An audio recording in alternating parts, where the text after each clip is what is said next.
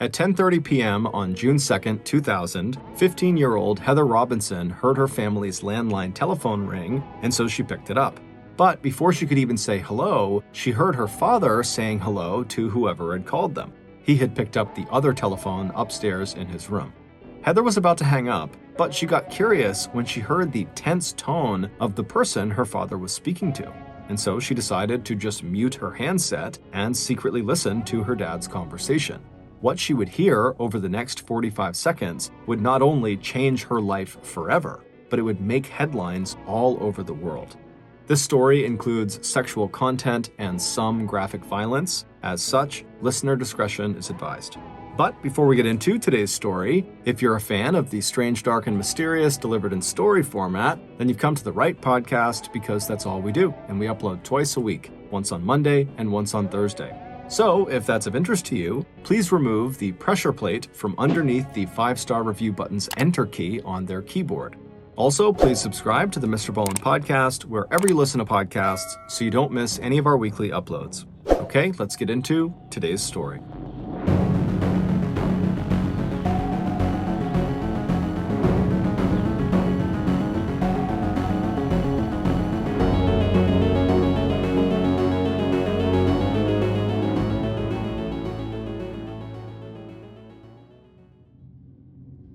For 19-year-old Lisa Stasi, the Christmas of 1984 was the worst she could remember. And that was really saying something, because even though Lisa was still very young, she had been through a lot. Born in the city of Huntsville, Alabama, whose 143,000 residents lived in the northernmost part of the state, best known as the Heart of Dixie, Lisa's father had died when she was just a child, and her brother would commit suicide. And so, after dropping out of high school at the age of 17, the beautiful teenager with the bright smile decided to leave Huntsville, her broken family, and her sad memories behind, and head for the metropolitan glamour and polish of Kansas City, Kansas, 670 miles to the northwest. But 2 years after that great escape, here she was, in the middle of a cold Midwest winter, in the middle of a collapsed marriage that had lasted only 1 year. In many ways, Lisa was worse off now than she'd been back in Alabama. She had no money, she had no job skills, and she had no home. But the one thing Lisa did have that made her happier than anything else in her life was her tiny 4-month-old daughter, Tiffany. Back when Lisa had arrived in Kansas City in 1983 and met her future husband, Carl, at a bar, she hadn't intended to get pregnant, but shortly after being introduced to the handsome 23-year-old sailor, the two of them had fallen in love, and the rest, as Lisa's mother would say, was history. Just 1 month after the young couple got married in August of 1984, little Tiffany Lynn was born on September 4th at a hospital on the Missouri side of Kansas City. But right after that, things started going downhill. By October, Carl was out of the Navy and out of work, and according to Lisa's friends and family, their marriage had turned violent. 2 months later, just a few days after Christmas, Carl would leave Lisa and Tiffany, and he would rejoin the military. With nowhere to go, Lisa and her baby moved into Hope House, which was a local shelter for homeless women. But just 1 month after that horrible Christmas, Lisa got the break she had been praying for. In the beginning of January 1985, the director of Hope House told Lisa that a local philanthropist had contacted the shelter saying that his newly founded charitable organization called Kansas City Outreach had heard about Lisa's plight and wanted to help her.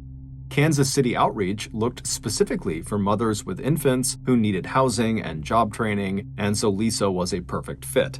Through their program, Lisa would be given her own furnished apartment and an $800 monthly allowance, along with some babysitting money. Lisa was thrilled. A few days after learning about this program and agreeing to be a part of it, Lisa had packed up all of her belongings and she had driven to her sister-in-law's house, where someone from the program was going to come and pick Lisa and her baby up and take them to their new apartment. As Lisa waited, she felt annoyed that her sister-in-law, Kathy, was not as excited about this opportunity as she was. In fact, Kathy was acting like this whole thing seemed kind of sketchy, that the Kansas City Outreach program was just too good to be true. And as a heavy snowstorm moved into the area that day, Kathy suggested in a hopeful voice that maybe the weather would keep her ride from being able to drive out to pick her up that day. and that maybe Lisa would have another day or two to decide if she really wanted to go through with this. But Lisa shrugged her off, and a little while later, right at the appointed hour, the two women heard a knock on the front door. And when they opened it, to their surprise, the founder of the Kansas City Outreach Program was there. He was a smiling, well-dressed, middle-aged man in a long trench coat. And after introducing himself, he walked back to the car and stood there ready to open the car door for Lisa. Lisa carefully wrapped her baby, Tiffany, in her warmest blanket and tucked her into the car seat that was sitting near the front door. Then Lisa said goodbye to her sister-in-law, and then she picked up the car seat and shielded Tiffany from the snow as she walked quickly down the front steps and out to the waiting car. She strapped her infant into the back seat, then Lisa slid into the front passenger seat where she buckled up and then waved and smiled at Kathy as the car pulled away from the curb. Over the next several weeks, Lisa, who normally spoke with her mother all the time, stopped calling.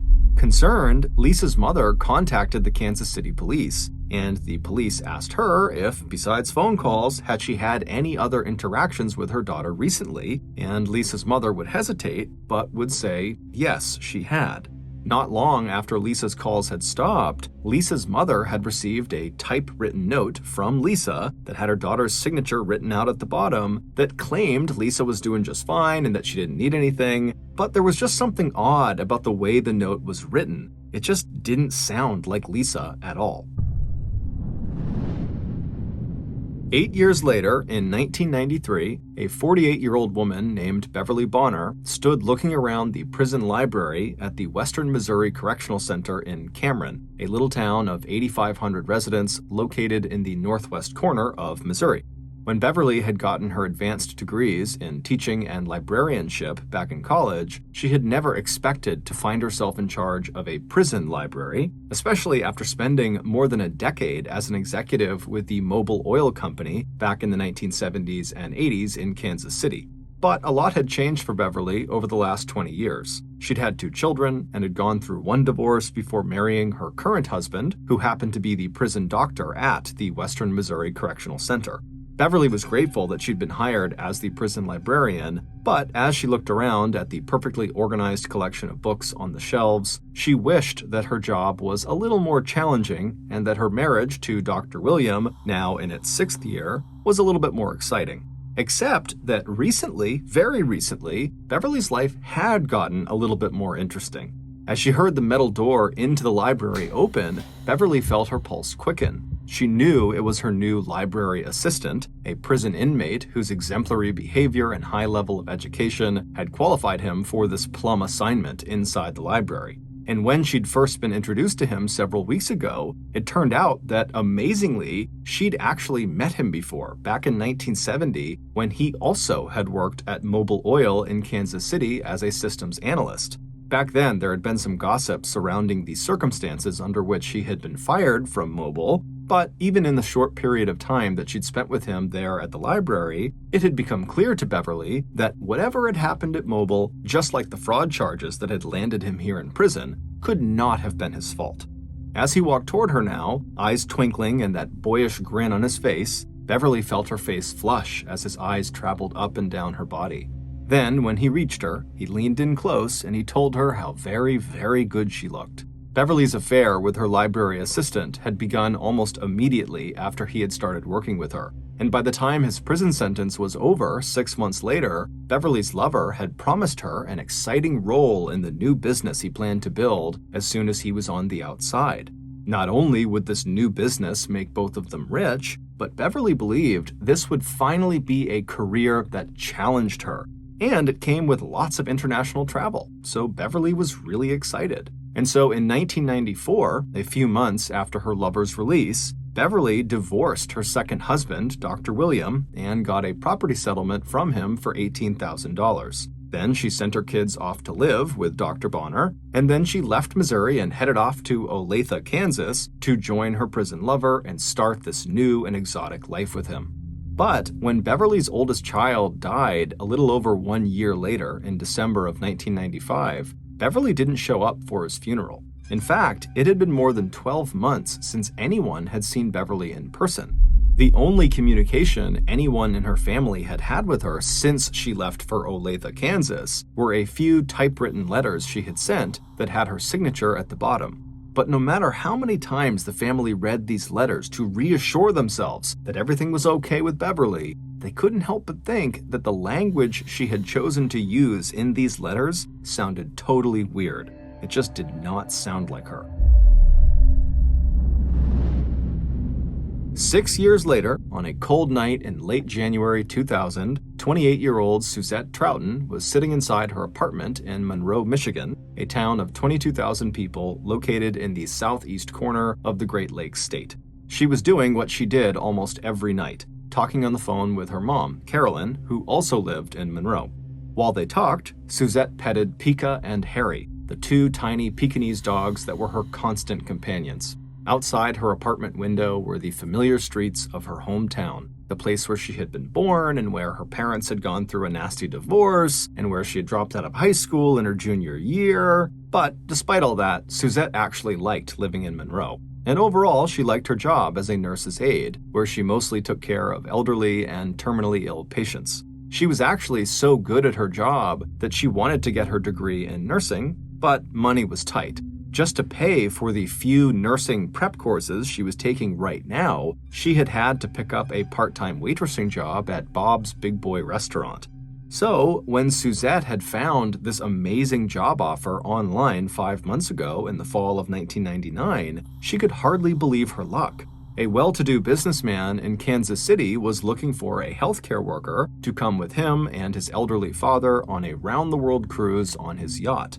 In exchange for taking care of his dad, the man was offering to pay all living expenses plus an annual salary of $65,000, 3 times what Suzette made working her 2 jobs in Monroe. But ever since she had accepted this job offer, her mother and some of Suzette's closest friends had voiced real concerns, saying that the opportunity just seemed way too good to be true.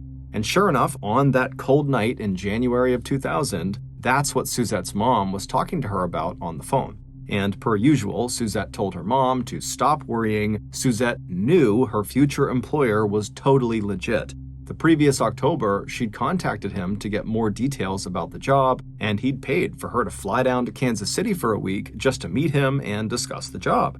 He'd sent a limousine to pick her up at the airport, and he'd put her up in a nice motel for 5 days. He also showed her the mansion where he lived, and he showed her a furnished apartment in a section of Kansas City called Overlook Park, where she could live when they weren't off visiting Hawaii, the Far East, and Europe. And once it was time for Suzette to move from Monroe to Kansas City on February 11th, 2000, her employer had said he would be renting a small truck for her to drive so she could bring her 2 dogs and some of her belongings along with her. Because no matter how sweet the offer was, Suzette had stressed that she could never go anywhere without her Pika and Harry. A few minutes later, the phone conversation with her mother wrapped up, and Suzette said goodnight and that she would call again tomorrow. After hanging up the phone, Suzette turned to the computer in her small living room. A minute later, she was logged in to her favorite website where she spent the majority of her free time. The name of this website was the International Council of Masters, and it was fully and completely devoted to people like Suzette who were deep into the world and alternate lifestyle of BDSM. BDSM is an umbrella term that refers to a spectrum of sexual behaviors and preferences that can be divvied up into the groups of bondage and discipline, domination and submission, and sadism and masochism. Suzette was very close with her mother and always had been, but this aspect of her life was something she kept secret.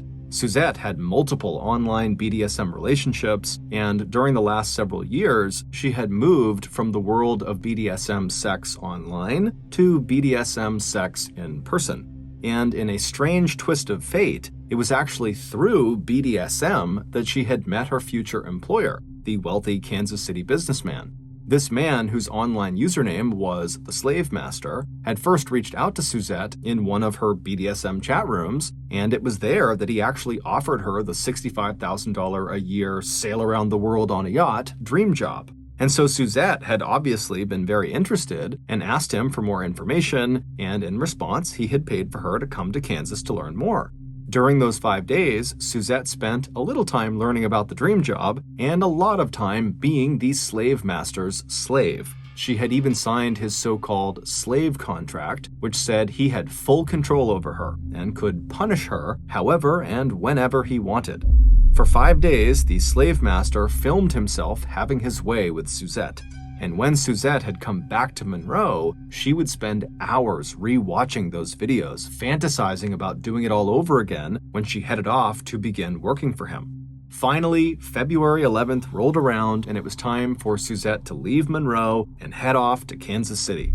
Suzette kissed her mom and other family members goodbye, she tucked Pika and Harry into their deluxe travel cases, and then she climbed into the truck that the slave master had rented for her, and then she began the 750-mile drive west to Kansas City. A few weeks later, on March 1st, from her motel room in Kansas City, Suzette sent a message on her computer to a fellow BDSM enthusiast to say that she and the slave master were finally leaving for their around-the-world yacht trip with her master's elderly father, and that she was really excited and that this experience was going to be a lot of fun. At 10:30 that morning, the slave master opened the door of Suzette's motel room and walked inside. He looked around, happy to see that Suzette had packed up the last of her things and was ready to go, but before they left, there was just one more thing he needed Suzette to do. He walked across the room and put the blank pieces of paper he had been holding down on a table, and then he gestured for Suzette to come over.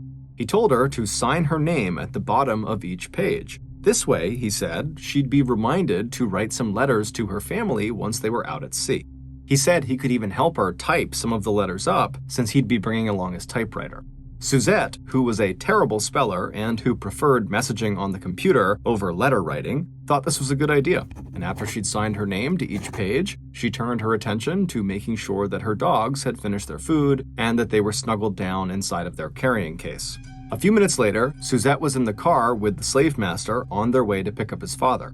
But as they drove, the slave master suddenly turned to her and said, "Before we get my dad, I want to take you somewhere." He told her he wanted to show her a piece of farm property that he owned in Lynn County, which was just outside of Kansas City. Suzette grinned and said, "Okay," thinking her master must want one more sexual encounter before they set sail. And sure enough, after they had arrived at the single trailer on a deserted stretch of flat farmland 60 miles south of Olathe, the slave master parked the car, reached into the glove compartment, and pulled out a blindfold and a length of rope. Suzette smiled. She could tell by the expression on his face that he clearly had something very special planned for her. A few hours later, the slave master was back in his car, except this time he was alone, minus Suzette's 2 dogs who were whining in the back seat. The slave master wiped some sweat from his brow, then he fired up the car engine, pulled out of the dirt lot onto the road. A few weeks later, Suzette's mother, Carolyn, would receive a typewritten letter in the mail from her daughter. And in this letter, her daughter would tell her how great the cruise was going so far. And at the bottom of the letter was her daughter's signature. But just like Lisa Stasi's family and Beverly Bonner's family, Carolyn and the rest of Suzette's family thought this letter just didn't seem right. It didn't sound like Suzette. But what made Suzette's family especially skeptical of this letter was that one of her dogs' names had been badly misspelled. Not just a typo, but a full-blown misspelling. Suzette adored her dogs like they were her children, and she would never have spelled the dog's name that way. And so the combination of this egregious spelling error combined with the overall alien feel of the letter convinced Suzette's family that Suzette simply could not have been the letter's author. But the implications of this were not clear. Did this mean Suzette was in trouble? Was this letter just a prank? They didn't know. But they had no way of actually getting in touch with Suzette because she was out on this yacht, so there was no phone number for her. So with nothing else to do, the family just kind of began digging into Suzette's life to see if there was anything they could find. And her family quickly discovered that Suzette was a part of this BDSM community, but more importantly, they discovered that the Kansas City businessman who had offered Suzette this dream job was also a member of the BDSM community, and his username was the Slave Master. And when the family began reaching out to people in this community that had heard of the Slave Master, no one had nice things to say about him. And so at this discovery, Suzette's mother, Carolyn, just got this really bad feeling that something had happened to her daughter. And so she called the Kansas City police. And on this call, she would tell them that, she can't get in touch with her daughter, and she's gotten these letters from her daughter, but it doesn't sound like her. And then at the end of her initial story of what's going on with her daughter, she would tell the police that the last person she believed her daughter was with was her new employer, a man who called himself the slave master online. Now, at first, the police, as they're listening to Carolyn, they were a little bit dismissive of her story because it sounded like her adult daughter had chosen to go do something and she was sending letters, so she was in touch. So what was the big deal? But when they heard Carolyn mention the slave master part of the story, everything changed because the police knew exactly who the slave master was.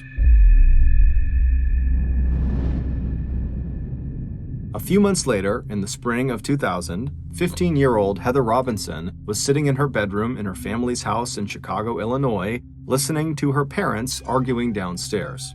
As she tossed her long brown hair over her shoulders, Heather was thinking to herself, did her parents really believe that she couldn't hear them fighting? And did they really think that over the last year she hadn't noticed that arguments like this one were becoming more and more frequent?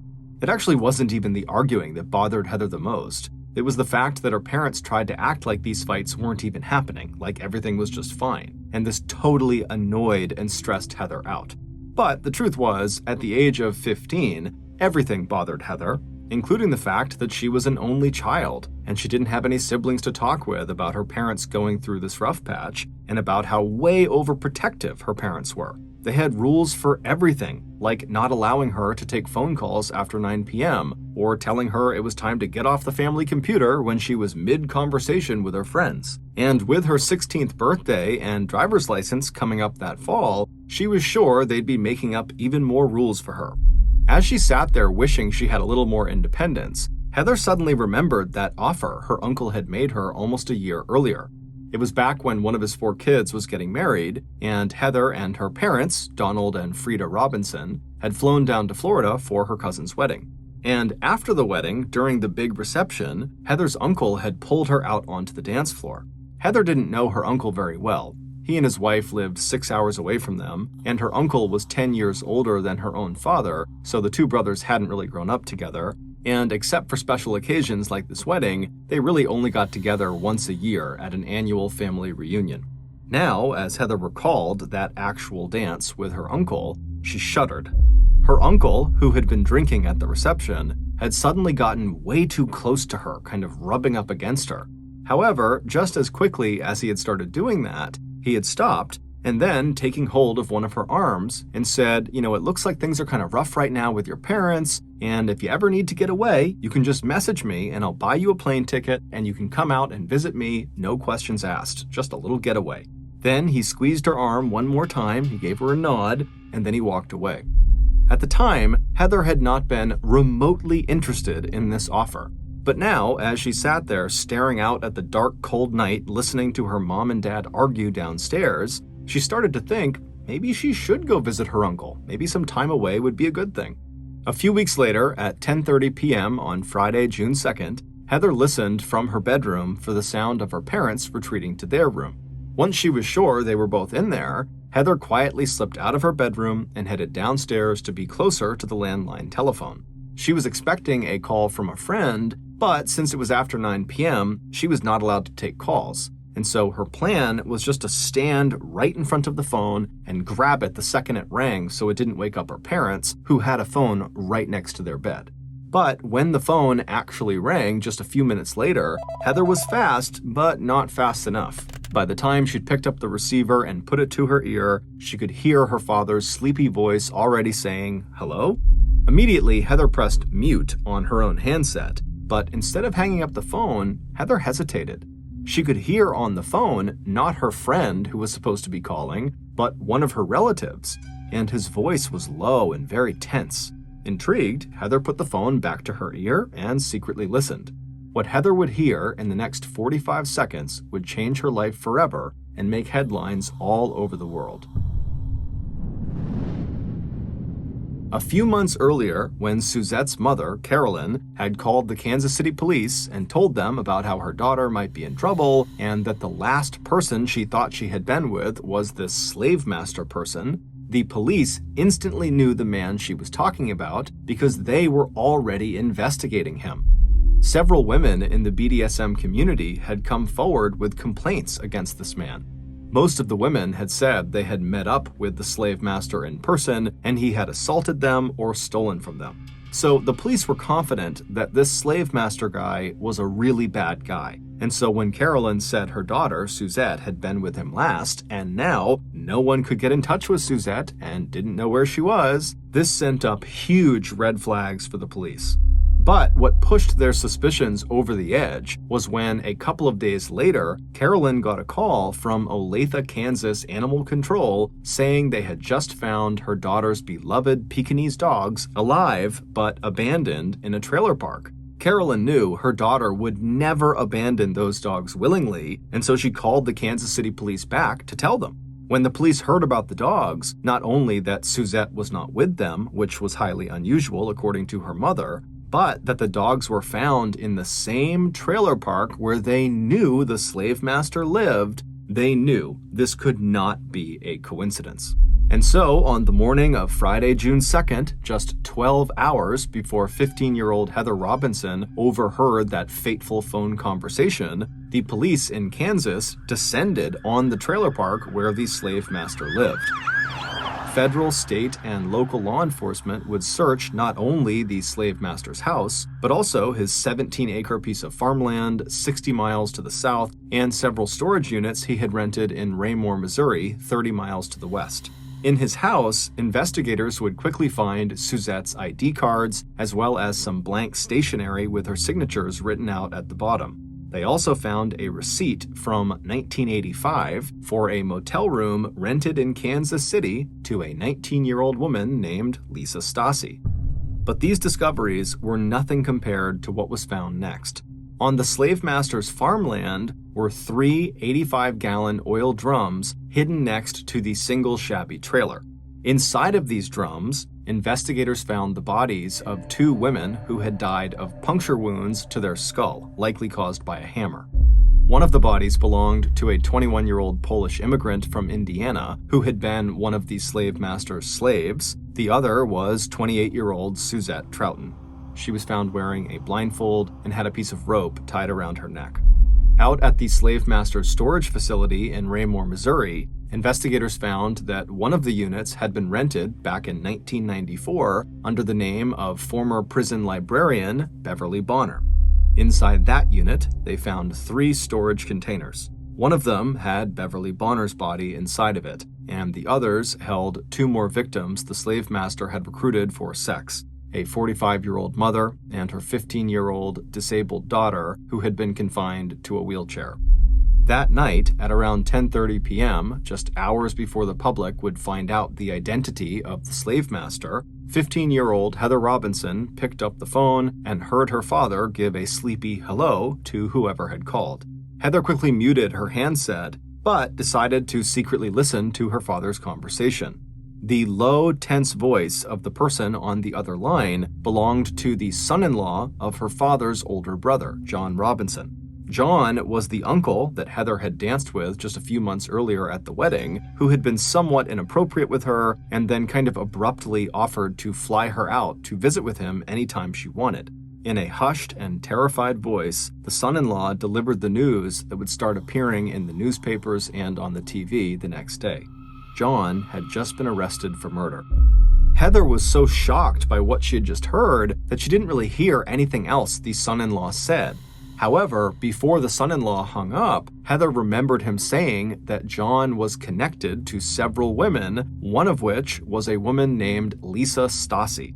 Heather eventually hung up the phone, and then she took a deep breath, and she walked up the stairs and then walked down the hallway to her parents' bedroom, and when she pushed open the door, she saw her normally stoic father sobbing into his hands. Next to him, her mother was staring straight ahead with a shocked and frozen look on her ashen face. Heather had 2 questions.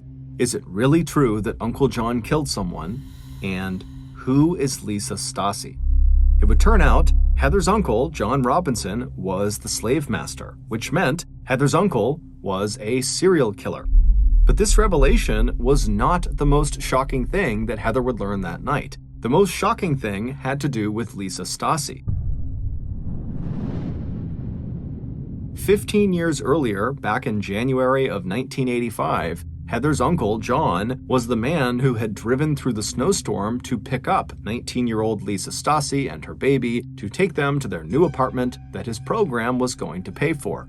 But instead of bringing her to this new apartment, John brought Lisa and her baby to the Roadway Inn Motel in Overlook Park, Kansas City, and once there, he somehow convinced Lisa, like he would do with all of his other victims, to sign a blank piece of stationery.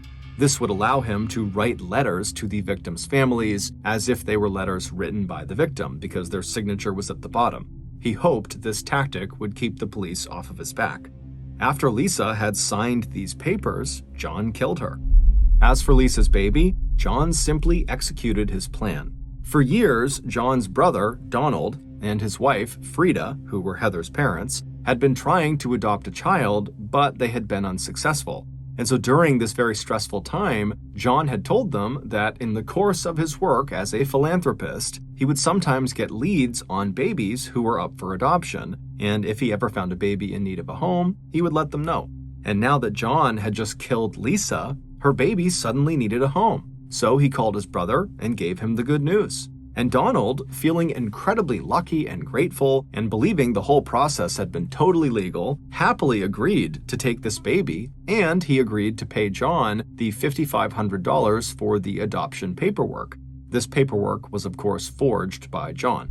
And after that, Donald and his wife rushed to Kansas City where they met their beautiful little 4-month-old baby girl. They would name her Heather. Before returning with baby Heather to her new home in Chicago, John insisted that they all pose for a family picture. In this picture, which would hang in Heather's house for the next 15 years, Uncle John is seen sitting in the front row bouncing on his knee his new 4-month-old niece, whose mother he had literally just murdered. A few days after being told the horrific truth about who she was, DNA and fingerprints would confirm it was all true. Heather really was Lisa Stasi's daughter. But tragically, even though John would confess to murdering Lisa, he would refuse to disclose how he actually killed her or where he dumped her remains. In the story that investigators would piece together, John Robinson was a con man, and in 1985, his cons became deadly. That year, he created the fake charity he called the Kansas City Outreach Program that claimed to help young mothers and their infants get back on their feet, but in reality, John had just created this phony charity to lure a young mother to him so he could kill her and profit off of her baby. This is exactly what he did to Lisa. After handing Lisa's baby, Heather, over to his brother, Donald, John then convinced Donald to pay him the $5,500 for the forged adoption paperwork. Investigators don't know for sure if John killed any more victims after Lisa up until the early 1990s, but he is a strong suspect in at least 2 missing women cases from that time frame. In 1994, John would land in jail in Missouri for fraud, and while in jail, he would meet and seduce Beverly Bonner. Once he got out of jail, he convinced Beverly to divorce her husband and come out to Kansas City to be with him, and when she did this, he killed her and collected that $18,000 settlement check she received from her divorce.